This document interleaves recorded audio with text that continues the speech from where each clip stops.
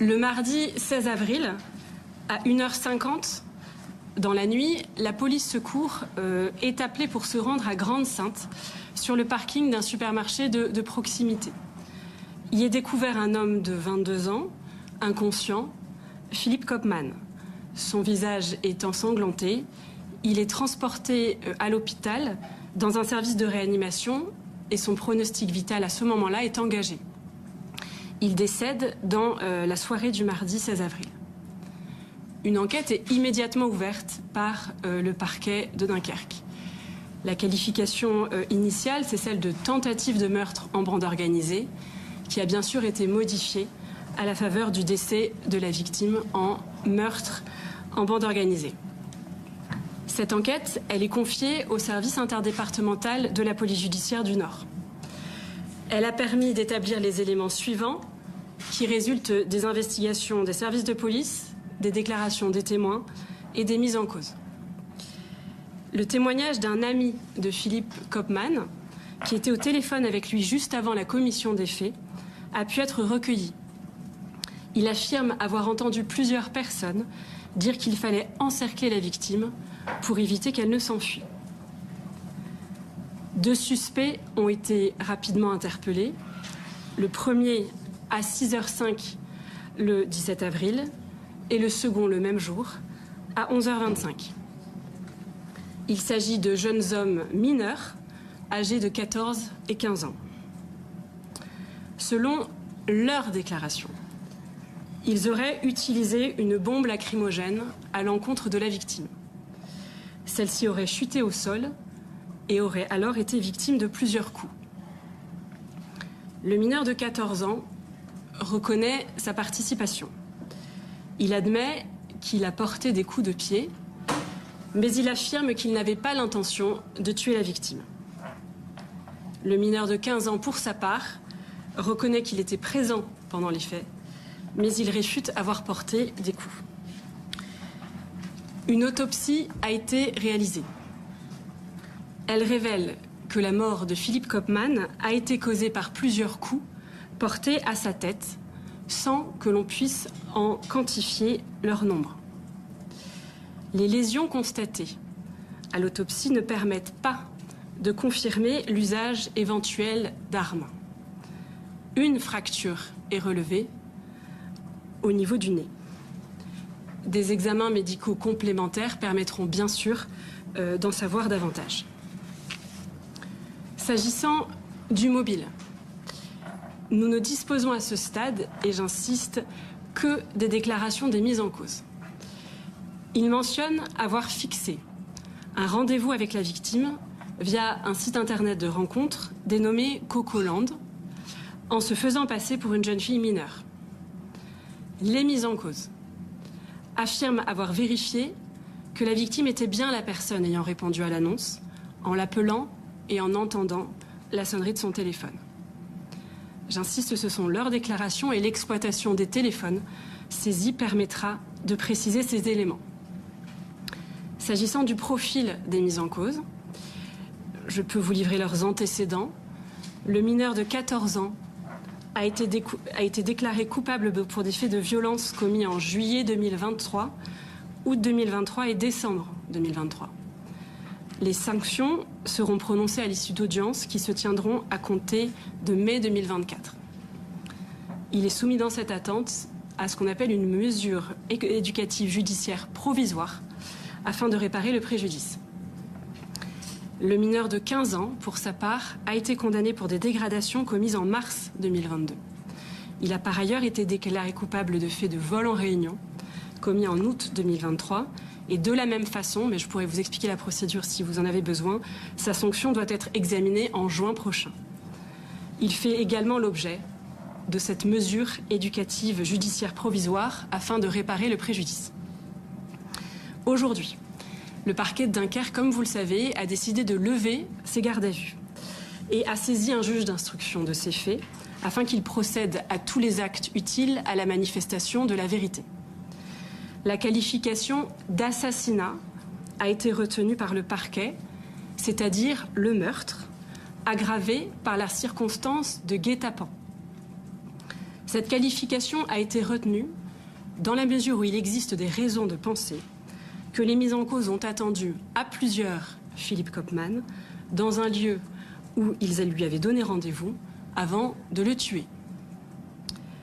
Les mis en cause ont été mis en examen de ce chef d'assassinat, c'est-à-dire qu'un juge d'instruction, magistrat indépendant, après examen du dossier et recueil des observations des mis en cause en présence de leurs avocats, a partagé l'analyse du parquet sur ces faits.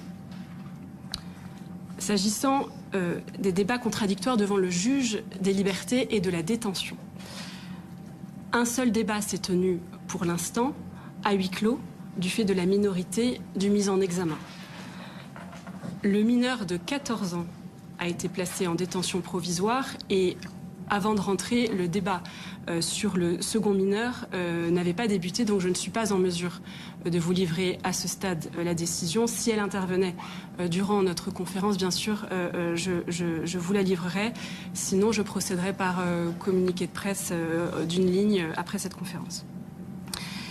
Le magistrat instructeur va donc à présent continuer son travail d'enquête sur ce dossier et évidemment, de nombreux actes d'investigation restent à faire pour manifester cette vérité, notamment l'exploitation des téléphones portables saisis. Beaucoup de questions ont porté à ce sujet. Donc je souhaite vous dire qu'une enquête est en cours à propos d'autres agressions commises dans des circonstances similaires, après des rendez-vous fixés sur le site Cocoland. J'invite d'ailleurs toute personne qui aurait été victime d'une agression ou d'une tentative d'agression dans les mêmes circonstances à se manifester auprès des services du parquet, des services de police ou de gendarmerie. Si l'enquête devait établir que les mises en examen ont participé à d'autres faits, le parquet, bien sûr, pourra en saisir le magistrat instructeur. Voici les éléments que je voulais vous livrer ce soir. Je souhaite bien sûr rappeler que les mises en examen, les personnes mises en examen ne pourront être présentées comme coupables que lorsqu'elles auront été jugées comme telles par une juridiction de jugement. Je suis à votre disposition pour répondre à 2 ou 3 questions. Je souhaitais vous préciser que j'ai livré tous les éléments que je pouvais livrer dans cette affaire en respectant la présomption d'innocence, le secret de l'instruction et les droits des parties, au premier rang desquels la victime et sa famille. Donc dans ces limites-là, je suis à votre disposition pour répondre à vos questions. Et si vous pouvez essayer de limiter à une question par journaliste, ça permettra de répondre au maximum d'entre vous. Alors, les mineurs sont effectivement des mineurs de notre ressort. L'un réside à Grande-Synthe, l'autre réside à Dunkerque.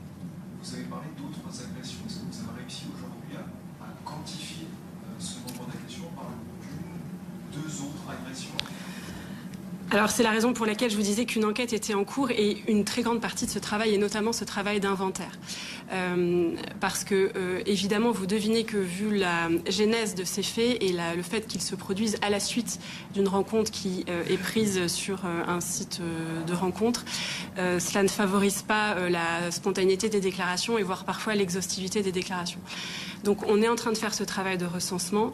Je ne serai pas fiable si je vous le quantifie aujourd'hui parce que pour vous donner un exemple, nous avons encore été destinataires ce matin d'une nouvelle plainte pour des faits antérieurs. Donc c'est la raison pour laquelle à ce stade je préfère être prudente.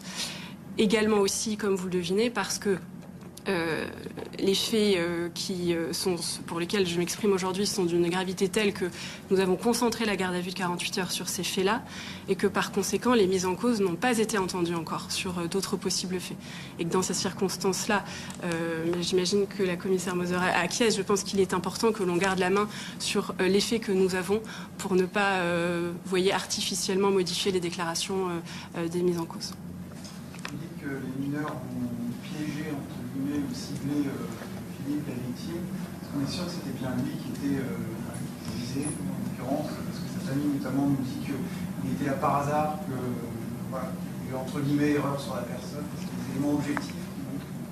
Mais je comprends votre question et c'est pour ça que j'ai insisté sur le fait que pour l'instant, les éléments dont nous disposons sur le mobile, ce sont les simples déclarations des mises en cause, qui eux nous disent que la personne qu'ils ont agressée et tuée est la personne qui a répondu à l'annonce. À ce stade, les téléphones, nous les avons saisis, nous allons les exploiter. Donc il sera évidemment très important et même indispensable de déterminer ces circonstances que vous décrivez. À ce stade, ce qu'il nous est dit et dans leur déclaration, ils disent bien que la victime avait répondu à cette annonce. Mais évidemment, nous en sommes qu'à 48 heures en fait, des faits. Donc c'est tout le travail du magistrat instructeur. Est-ce que vous nous confirmez que les mineurs, les mises en cause auraient prononcé ces mots, auraient dit vouloir punir Philippe, le référence à Philippe? Est-ce que vous nous confirmez ça ce soir? Alors, ce sont des déclarations qui sont couvertes par le secret de l'instruction, mais ce que les mises en cause disent, c'est qu'en effet, le fait de répondre à une annonce pour des jeunes filles mineures est quelque chose de nature pour eux qui serait répréhensible. C'est leur version des faits.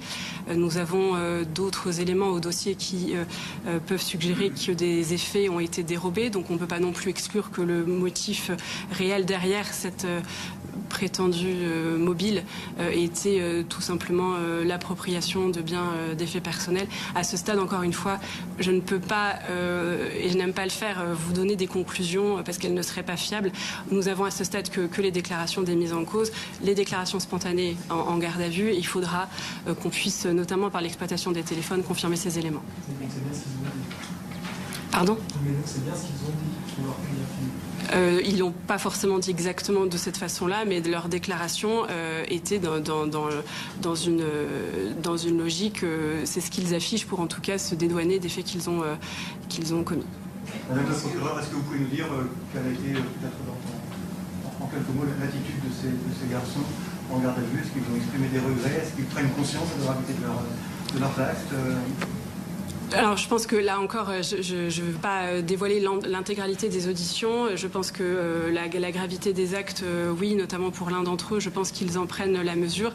Je pense que c'est aussi quelque chose qui va progresser du fait de la réponse pénale. L'un, encore une fois, a été placé en détention provisoire. Nous attendons la réponse pour l'autre.